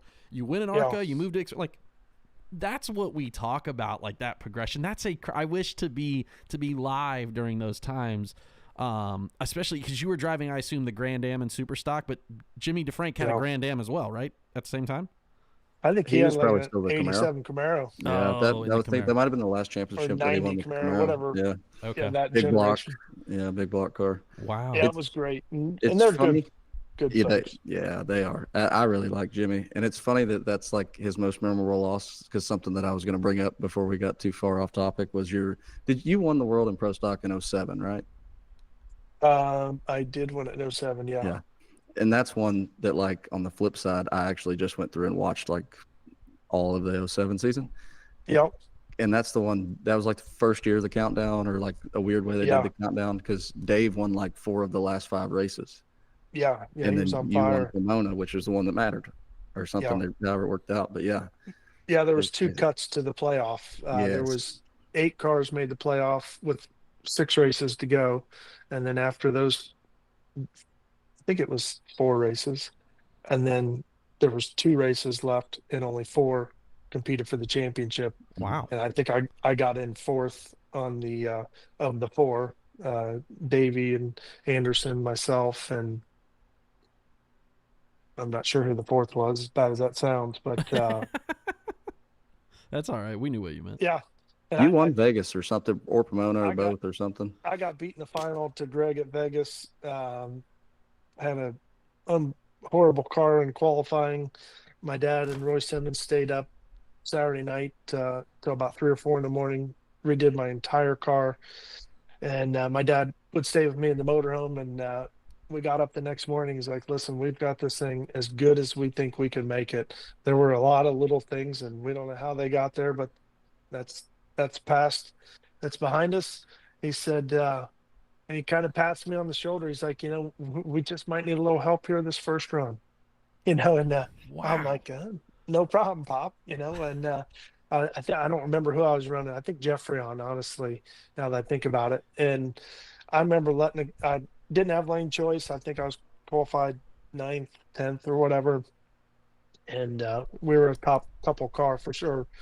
And I let the clutch out, and this thing was screaming. I mean, wheels were on fire, ass ends going left, ass ends going right.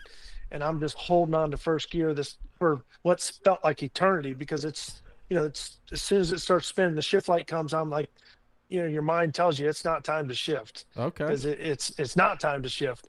And usually when it's spinning, if you shift it when the shift light comes on, it just knocks the breath out of it, drops to 8,500 and then starts to accelerate again. And I just remember holding on to first gear, and then pulling second gear, and this sumbitch took off. But it was a handful the first probably 2 or 3 gears, 3 gears for sure. And I remember looking over in fifth gear. I just started laughing. I said, "You got to be shitting me! How am I still ahead?" And my wind light come on, and I get the time slip. I might have won on a whole shot. I don't remember, but second round we're running Davy, and he'd been the class of the field the last 4 or 5 races. And like my pop said, we might just need a little help that first round. And second round, this thing was it. I did. I think I put one finger on top of the steering wheel, bang through four gear, hit the shifts all 4 times, and I don't know.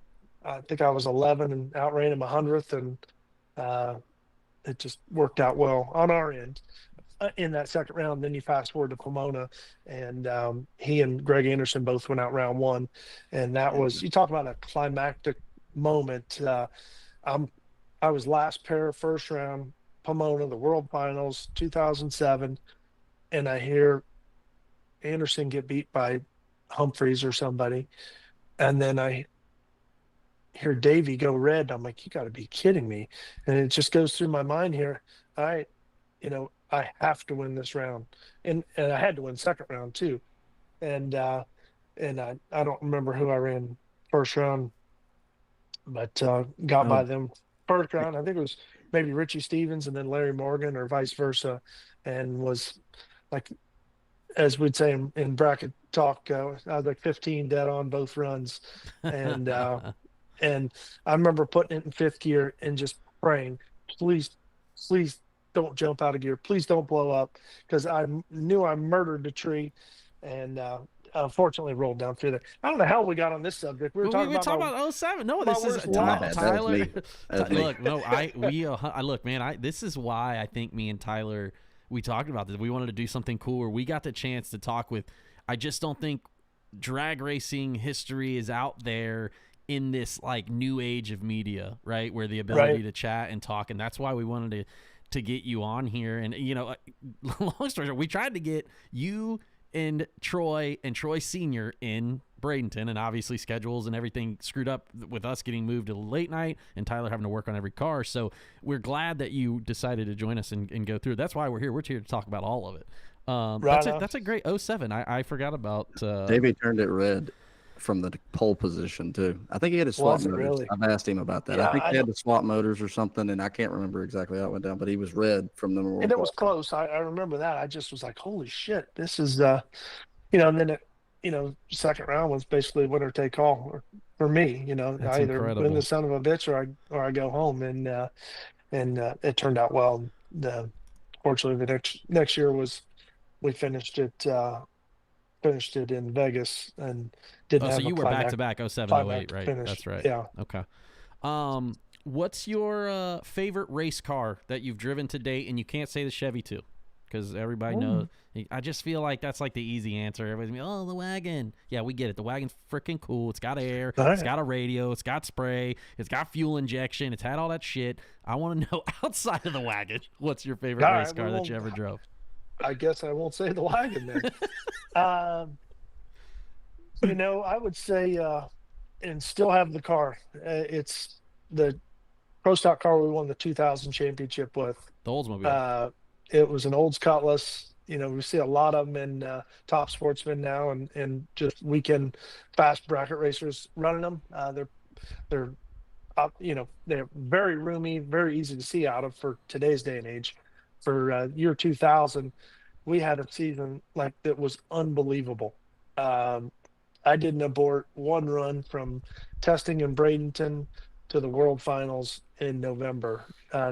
Never once pushed a clutch in, you know, because I had to. That's the one that We sits may in be, the office? Is that the one that's when you that's the first one that walk in the sits office? in the Okay. front lobby still at Jigs, which I need to go say hello to it. So, but at any rate, yeah, that was probably my favorite race car outside of the wagon. The wagon is definitely my favorite race car. Yeah, I know. Uh, but that Cutlass was pretty hateful. It was fun to drive.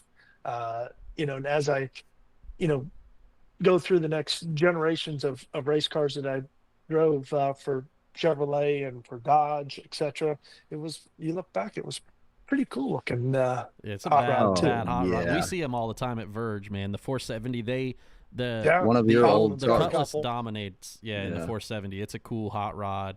Kaufman's, Ellsworth's, You know, What's the one? Hutchinson. He's been driving Jeggy's Hutchinson old has car. Jeggy. He has your old one. Yeah. Bubba Stanton owns it, I think, and no kidding. yeah, and Hutchinson drives it, which is they're a good group of guys. But yeah, man, that hot rod's one of the first ones I saw. Who was doing your obviously. motors? I can't remember the name. The guy that was building your motors. Dick back then. Maskin. Dick is Maskin. who- He was doing a Oh, lot of yeah, them. he's He doing a lot. hauled ass. Okay. Yeah, he and Jim Yates were partners in 96, 97. And Jim goes back to the AMC Pro Stock days in the 70s. Very cool. Yeah, and Dart Machinery was, he's since passed, but he was a true mastermind of engine building, engine development.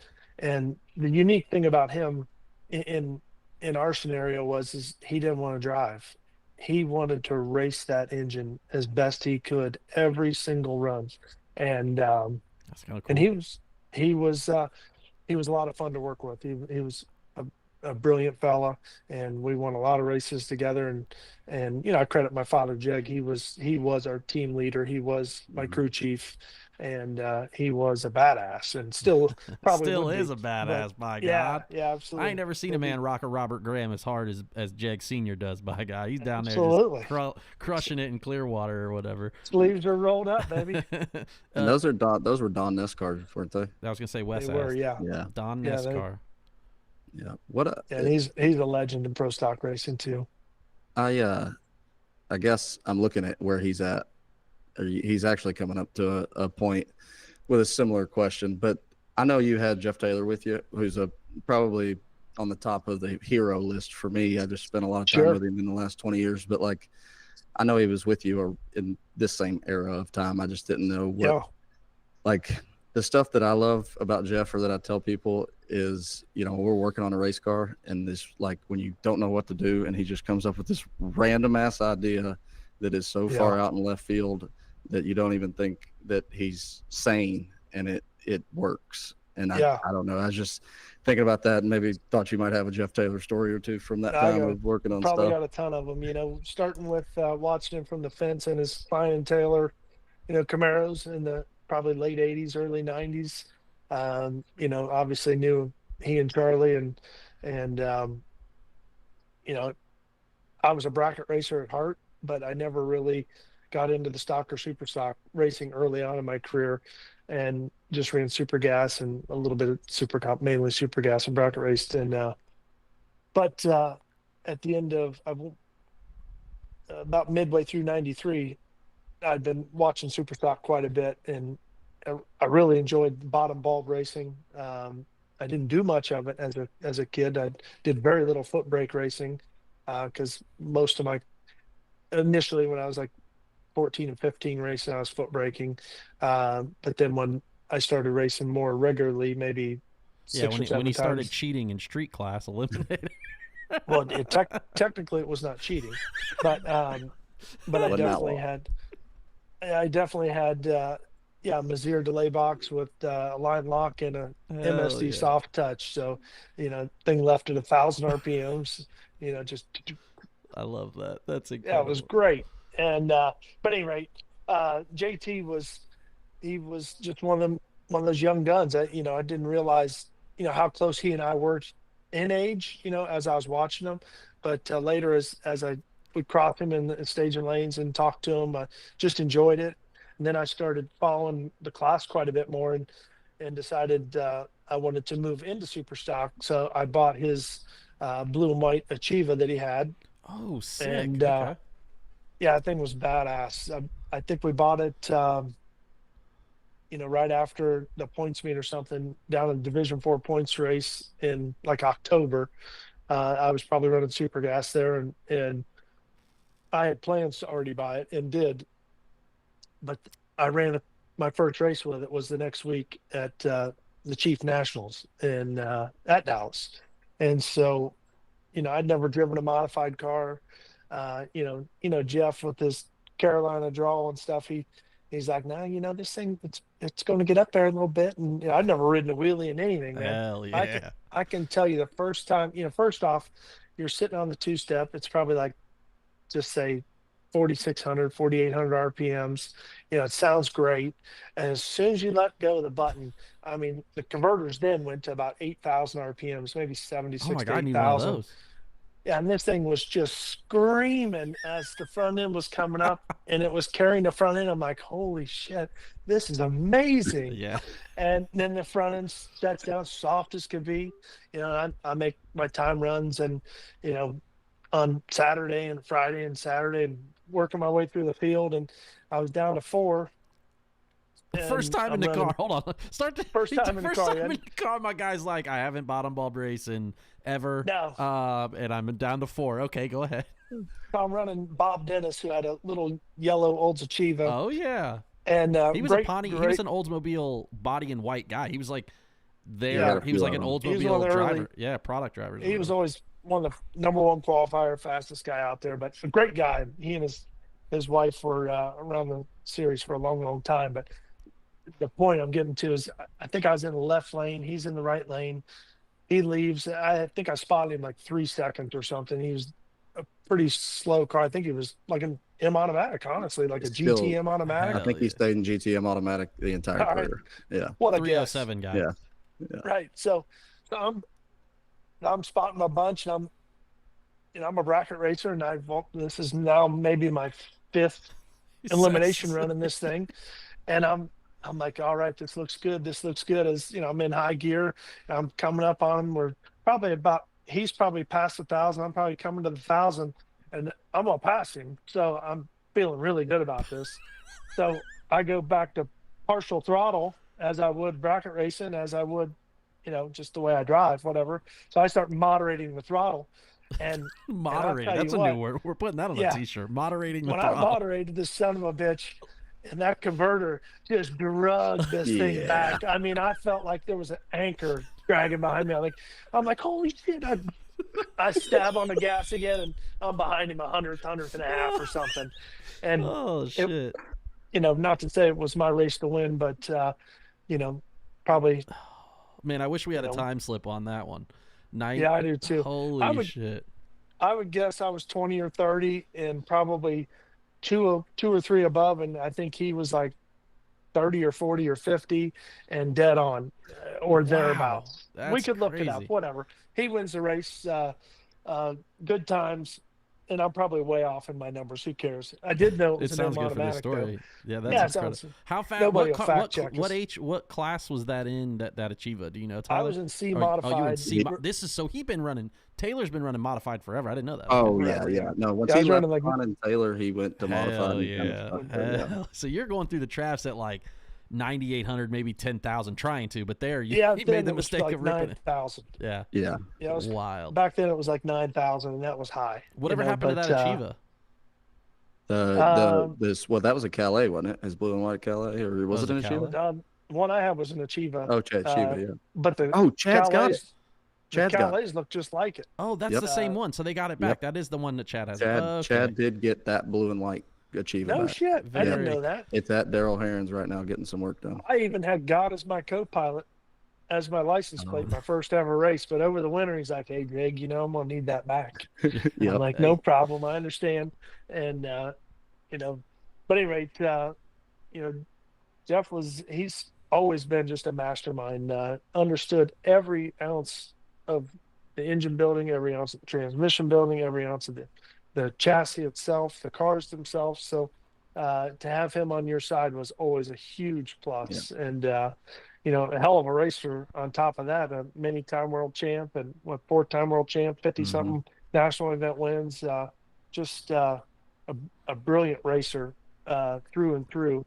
But one of my favorite Jeff Taylor stories that we were just talking about, that comp eliminator season, we ran comp together. He moved up to Ohio, worked with us at Jigs for probably 4 or 5 years. And that was the first year he came in to work with us. So 97, we're out. I got a couple of good stories, but you've got Willie, Ron, and Jeff at this time. Oh yeah, yeah. We had Oh, oh gosh. my God, that's a we had round 3 table. amigos Holy for sure. And then Jeggy's just out there like, "What's good, baby?" Incredible. Right. What a team! You had a pro Yeah. stock team of guys on your comp squad. That's Yeah. incredible. Yeah, no, it was a great bunch of guys, and we built all the engines right at our shop at 11th Avenue at the old Jegs, the original Jegs. Put a dyno in there, ran them there. But the story I'll get to is '97 Phoenix. I got to win the race, right? I get out there, I'm sicker than a dog. For some reason, I felt like crap. Hanging out in Scottsdale too long. Maybe it wasn't long enough. So, any rate, I make my first time run, and this thing, you know, it was a what was it, 400-inch small block, ran in D super modified at the time, which is I think like an A now, but it was 400-inch with a 5-speed Liberty in it, and it carried the wheels through the first 1, 2, and the 2, 3. I mean, a killer run. It as I was punching the 2, 3, it was just setting the front end down, and it was just that was a ride. That was a feeling. I'm gonna back up and tell you a better story. So we build this car. We transition my Superstock D modified into the comp eliminator car over the winter of '96 going into '97.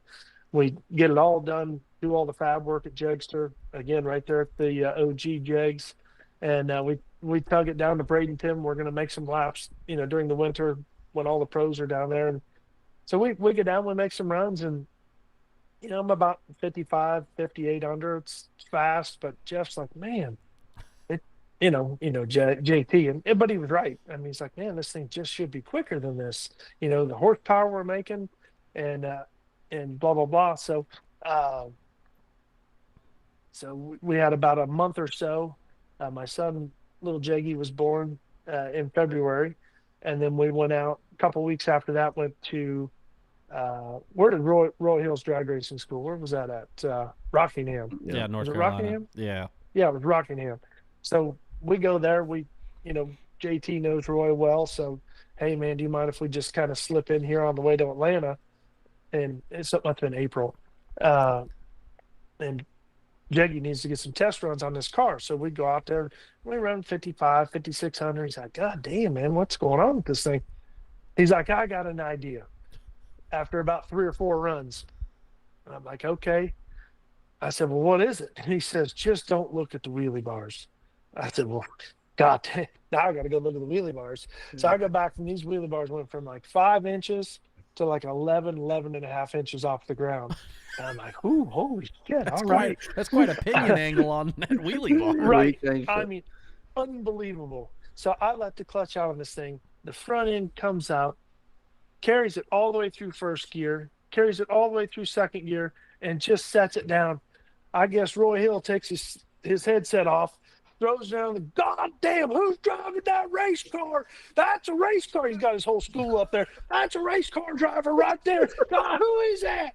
And I didn't know Roy that well at the time. Anyway, we go like 72 under.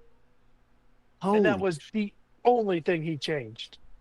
Maybe a little clutch adjustments, but nothing major. Oh, and my God. We go to Atlanta for our first ever comp race, and Cleaned our up. way, Them guys wasn't even close.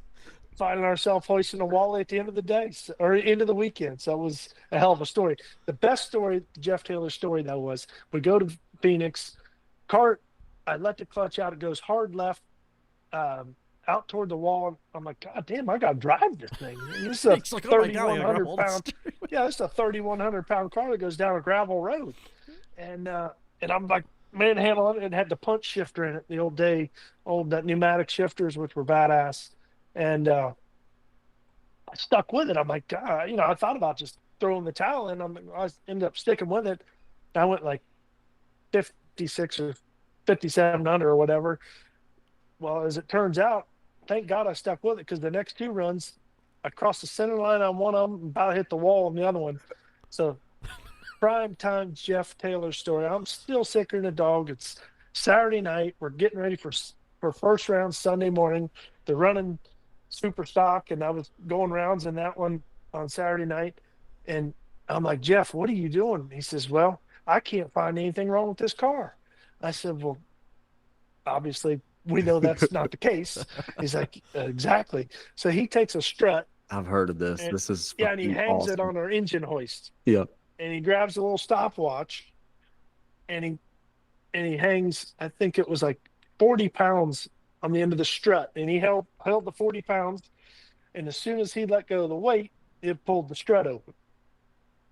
And then he put the other one on there. And it was like, one came down in like a 1.5 second trajectory, and the other one just came down instantly. Oh, that so car, one, here's one our- of the struts is broke basically at that Yeah. point, right? Yeah, but we didn't. That was our shock dyno. That's right there. incredible. And, Yeah. It was amazing. So fortunately, the strut still had adjustment left in it. To where you So could even them up. Yeah, the best part was then he knew which one was good, he knew which one was bad, and he timed them right.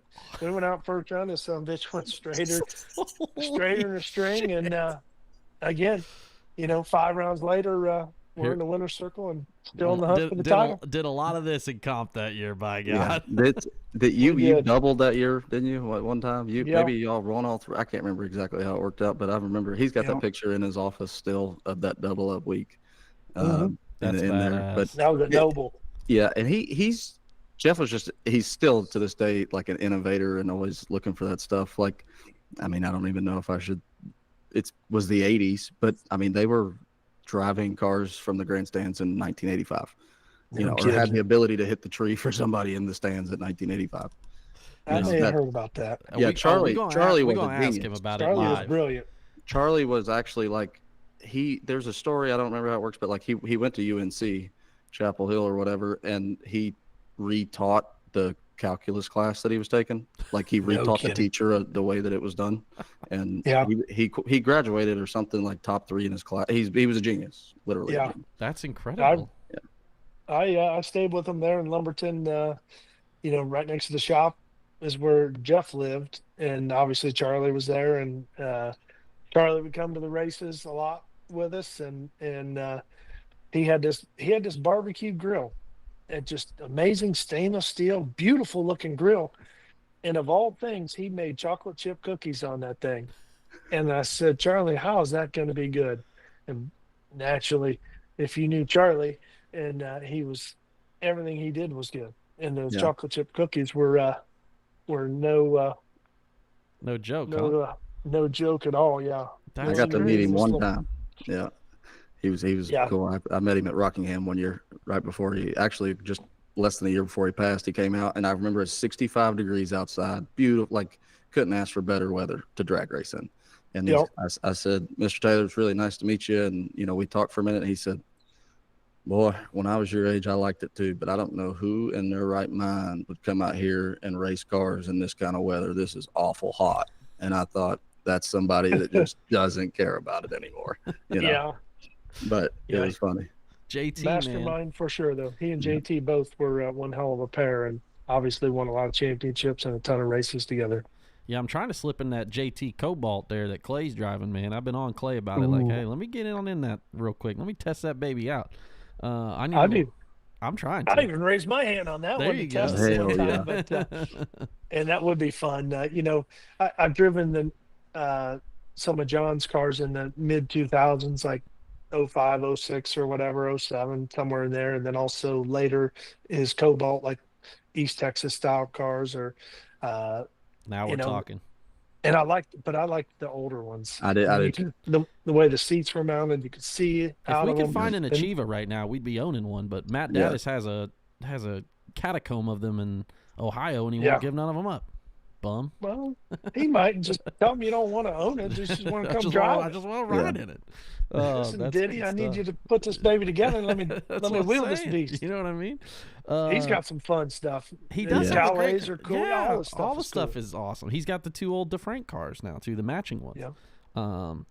Man, that's great. We talked about the JT thing. We're excited to have JT on the show this year too. I think Tyler's guilted him in enough to where he's going to do it. So we're excited to have He'll that. be great. I'll be tuned in. That'd be a good one. Let me know, as we move into the future here, how does racing feel to you now versus when you, obviously it's so much different to a certain extent when you started, but how does pro stock, let's just start there. How does pro stock feel differently now for you versus when you were just beginning in it? I mean, obviously Jegs is it's a way different deal just from the fact that you're not driving a Jegs car right now to a certain extent, right? Yeah. You know what I mean? But how's that feel? Yeah, there's a lot of differences for me. I mean, when I first came into pro stock in the late '90s, there might have been anywhere from 35 to 40 cars trying to qualify for 16 spots. There were probably, if there were 35 teams, there was probably 12 or 13 legitimate engine builders. There was several that built their own as well. Maybe they weren't competitive, but they did their own stuff. Um, so, but a prime example of pro stock when I first got into it was, you go to Englishtown, you lay down a blistering run, first run, you're number one, number two, number three qualifier, and you go, now you're in the back of the pack for Q2. It's the night run, and by the time you run, you're like Not 24th in the qualifier. field. Yeah, it's like, it made you grow some pretty thick skin early on because every night was kind of that sudden. Just about every race there was a sudden death moment. Like this is either gonna, we either got to make this work or you're going home, and that made it fun. So you fast forward, you watch as pro stock has progressed. Or did progress, lack thereof. I think you've seen a resurrection of it here in the last, I want to call it almost 10 years. We pitched, what I thought was a pretty cool idea, years ago to run a pro stock car with a NASCAR block cylinder head, Whipple charger, that style, which is now more or less your factory X class. Yeah. This would have been years and years ago, but at that time, the reason I liked the idea of the NASCAR block was at the time there was Dodge, Ford, Chevy, and Toyota, Yeah, all everybody four had one, right? in NASCAR. And the biggest problem with pro stock is, nobody runs a big block anymore. Well, nobody really ever ran a pro stock big block in anything out of the racetrack, in anything to speak of, maybe some street rods, but to the point, the parts were tough to come by when it came to blocks and cylinder heads. 100% that way with Ford, almost that way with Dodge as well, and that was one of the efforts, or one of the ideas put together, but that kind of fell a little short. A lot of the teams that were vested at the time didn't want to talk about it. I said, well, let's phase it in like 2 years from now, and by like 2016 or 17, maybe we even get them back into steel body cars, like like they ran in the 70s. But it just took somebody with a stronger hand and or a Sure. better lead to the organization, because you could add 4 manufacturers involved in it with fuel injection technology, et cetera, et cetera. We didn't go there. But I think the next step is Richard Freeman, who bought a lot of his current arsenal, some of his current arsenal, and a lot of his equipment he bought from us when we ended up closing our engine shop. And he was is a very good communicator. Love him or not, he wants to see the betterment of the sport, and naturally that's what he was able to preach, say in 14, 15, 16, 17, and finally got a lot of the pro stock teams behind him to support the fact that let's not be so secretive. Let's invite other teams into race. Let's have race ready cars for competitors to come in race season with, because without larger groups, right? I mean, we saw almost pro stock die to a certain extent. I mean, we were at that point where it's like, I don't know if this is even going to make it. 13 cars, 12 cars, like. Yeah, no, it was definitely in a low point without question. But I think with that type of mentality and leadership, honestly, he was able to help rally the troops and get some momentum behind it, and get some more cars out there, and then later, you're allowed to run any make or model engine and any make or model car, which certainly didn't hurt either, because again, parts are not available for a Ford. Parts are very scarce on a Dodge. There's still some pieces out there, but all the technology in the aftermarket world was coming on the Chevrolet side in pro Sure. stock for better part of 30 years. So I think his efforts were good, and that helped revitalize the sport. You know, do we have a lot of like looking cars now, and or like engine combinations, or do we have just kind of two major teams? Yes, that is the case. The McGahey family in Texas has got a great two-car team that's outside of the KB group and outside of the elite group. And there's others. So I mean, it's pro stock's in pretty good place right now, but it's different than it was in the 90s, and I guess it should be different. That's how it started for me, Sure. was kind of cutthroat and sudden death activity, and now you fast forward to 2025, and there's going to be a lot of shows that are, you're going to have to be on your best behavior to make. Because I think we're going to have anywhere from 18 to 23 or 4 cars at some events, and that's going to make for some Yeah. crafty qualifying. And then as we have followed in stick and ball sports with the playoff, that creates that sudden death environment the NHRA has that we've known since 2007. So this year we've got they're going to crown a regular season points champion, would be the first of its First kind one. for Yeah, it should be NHRA. good. Yeah. Yeah, which is nice. You look at like Dallas Glen last year. Was it last year? No, the year before. Whatever year it was, had just one hell of a year in the regular season, and didn't have the best of playoffs, or countdown to ones as we call it. So, that's our sudden death world today. Is you kind of prep all for that last 6 races. Which, hey, that's part of it, right? It's all about making the playoffs. You got to do enough to get there, and then try to close up shop in those last 6 to 8 races. What about obviously 2025? Let's talk a little bit about the SCAG and the team that you're with now. And obviously, it's a much different deal than It is. as you grew up in a family. And I talked, I sat with TJ and Virginia last year and got kind of like a lesson on how things are look a little bit this year, or for you now, and how much different it is. Yeah. Tell us a little bit about that, about the team and the SCAG deal that you're with right now. Yeah. Well, when I stepped away at the end of 20 and Troy Jr. hopped into the yellow and black Jegs car, I was planning and content on retiring. I was wanted to stay home, play some more golf, hit some big money bracket races, just kind of catch up on a lifetime of things that I won't say I've missed, because I wouldn't trade anything for what I've gone through. But about a year went by, and Richard's like, "Hey, I need you to come out and drive a new car for us, and would you come out and drive it at Vegas and Pomona?" And I'm like, I said, "Let me think on it." And I called him back. I said, "Man, I'm not your guy. You got plenty of guys who can drive that thing." And Yeah, we've been trying to get Tebow into one.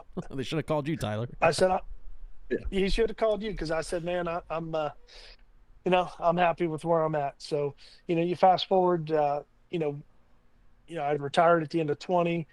We ended up selling Greg's, our family business of almost 65 years, at the end of 21. And I stuck around most of 2022 with the new group coming in, and was doing the bracket racing, enjoying life, loving life, actually.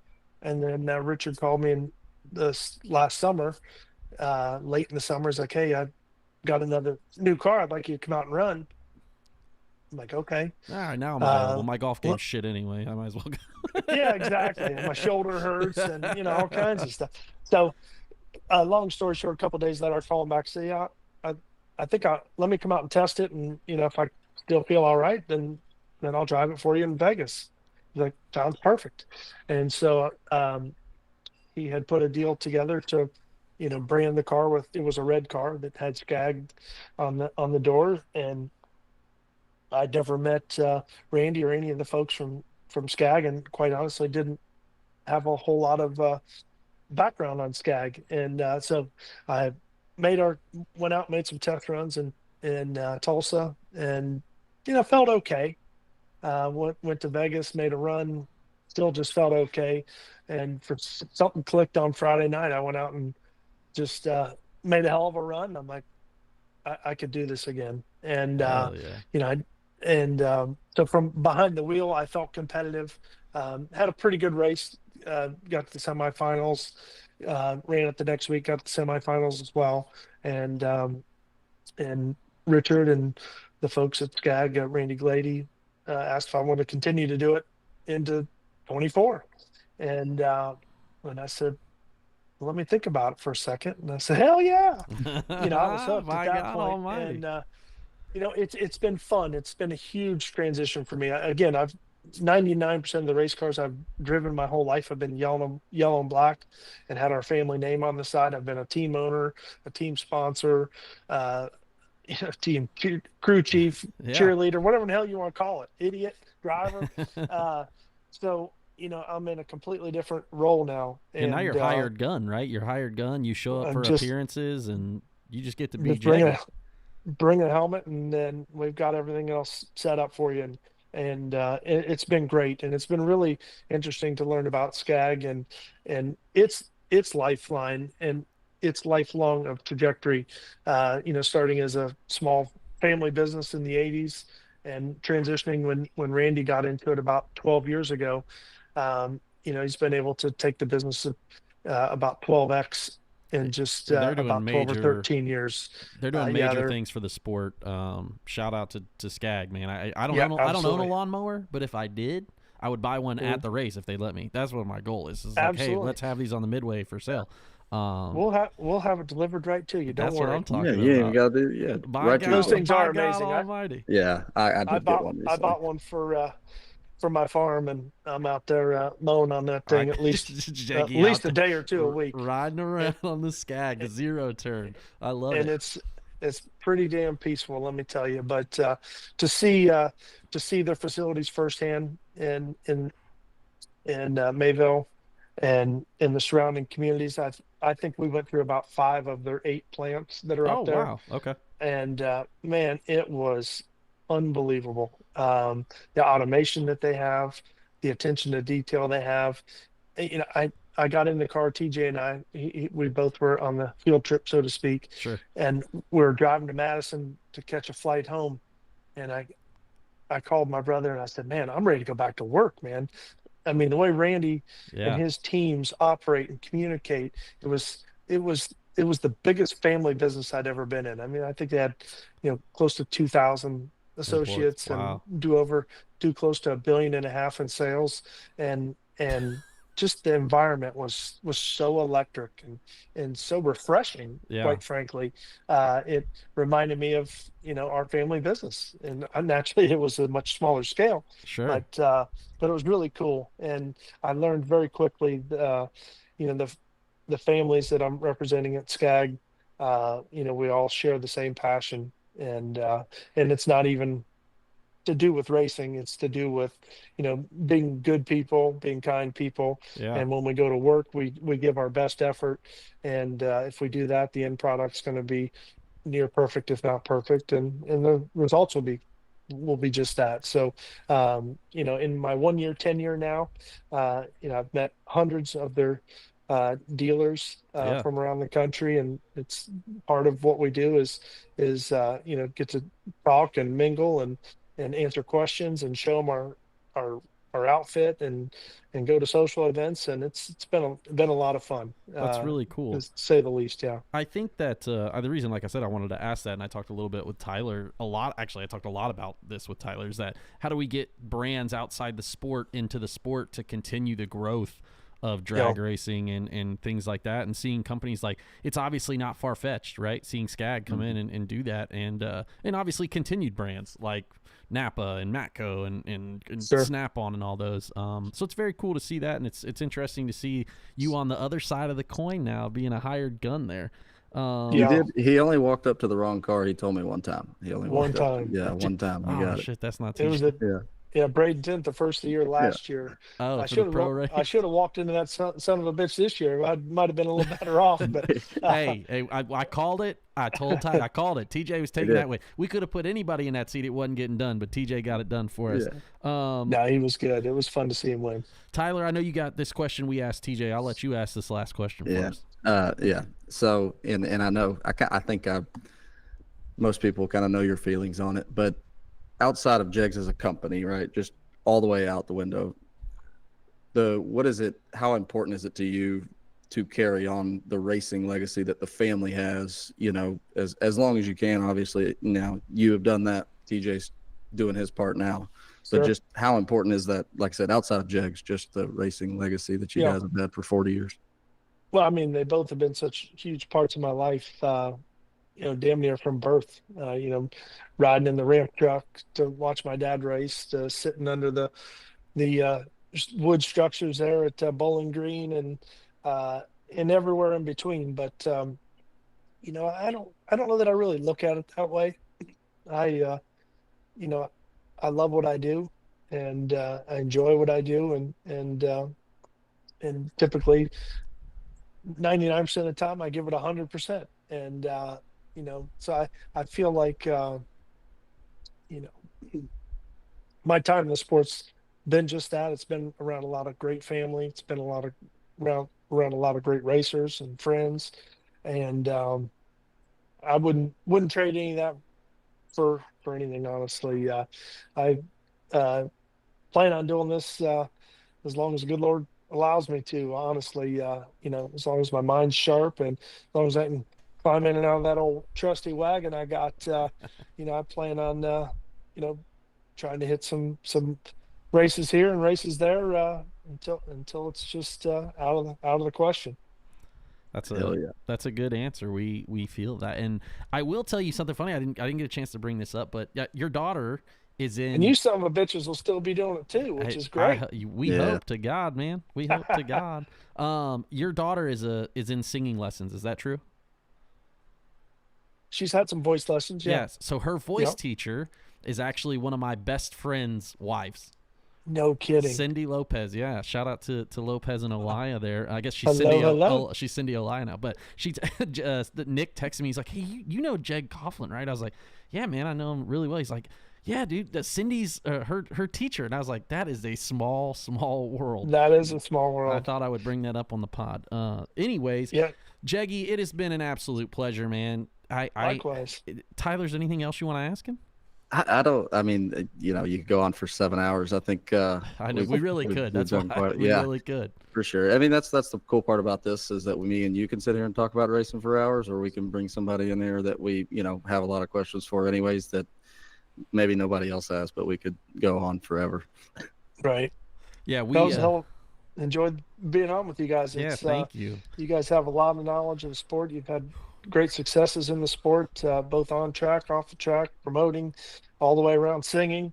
I love wild it. Time. So, it's a pretty crazy collective group we've got here. That's kind of the way we looked at it. Is what an eclectic group of racers and things that we're trying to bring together to do the show. And man, only episode 5 we have eclipsed a lot of things already that we didn't know we were going to do. So again, thank you, Jeggy, for being here, man. We wish you luck at Gainesville. Will be your first race, I assume, right? Yep. And then we'll see you at Bowling Green for TB's race and 4th of July. 4th of July, because that's an off weekend for y'all. So we know we'll see you there. I know Michael's got that motorhome ready. There, that's right. Nobody. Where are we starting the TBs this year? St. Louis. St. Louis, yeah. And when's that one? Second weekend in May. Yeah. A little nervous. Get a plug in there for it. That's all. I'll take it. Brian's writing this off as he's like, he mentioned it. We can write this one off. Now, I tell you, obviously a lot of our listeners and viewers, if they haven't been to a TB race or been to a big money bracket race for that matter, what's great about it is you can follow it online now, and you can watch it live. It's a now world we live in, and you can live through some of your buddies out there that are racing these big races. So, nice job on the series.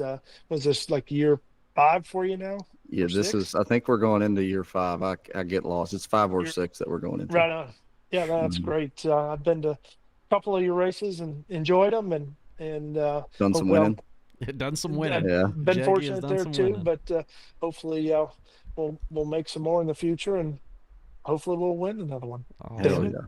Well, thank you again for joining us, and everybody watching in the chat bleachers. Thank you guys for joining us tonight here on the BE00TAKE00 show, episode number 5. Tyler, good luck in Orlando. We can't wait to hear next week. Join us next week as we bring back the top 25 and we talk all things racing here on the BE00TAKE00 show.